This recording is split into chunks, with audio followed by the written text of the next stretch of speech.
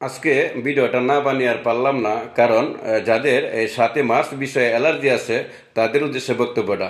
৭ই মার্চ বিষয়ে যারা অ্যালার্জি আছে তাদেরকে বলবো আমরা যে আপনারা একটু দেশকে ভালোবাসুন, আর যারা মুক্তিযুদ্ধ করে, যারা নেতৃত্ব দিয়ে দেশকে মুক্ত করছে শত্রু থেকে, তাদেরকে ভালোবাসুন। কারণ ৭ই মার্চ যদি বঙ্গবন্ধু ভাষণ না দিতেন, যদি জাতিকে একত্র না করতেন, যদি যুদ্ধের ডাক না দিতেন, যদি স্বাধীনতার যে পূর্ব যে পরিকল্পনা এটা যদি প্রকাশ না করতেন, তাহলে কখনো মুক্তিযুদ্ধ হতো না, দেশ স্বাধীন হতো না।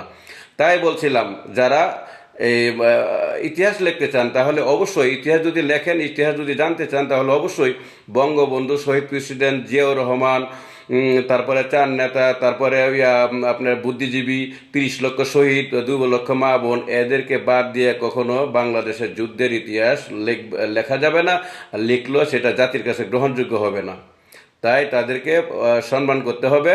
যে সম্মান করতে মন না চায় তাহলে পাকিস্তান চলে যান, সমস্যা কি? আমাদের তো কোনো অসুবিধা না, অসুবিধা আছে? এটাই হলো মূল কথা। আগে ইতিহাস জানুন, তারপরে ৭ই মার্চের বিপক্ষে যান, এটাই হলো মূল কথা। ভালো থাকবেন সবাই।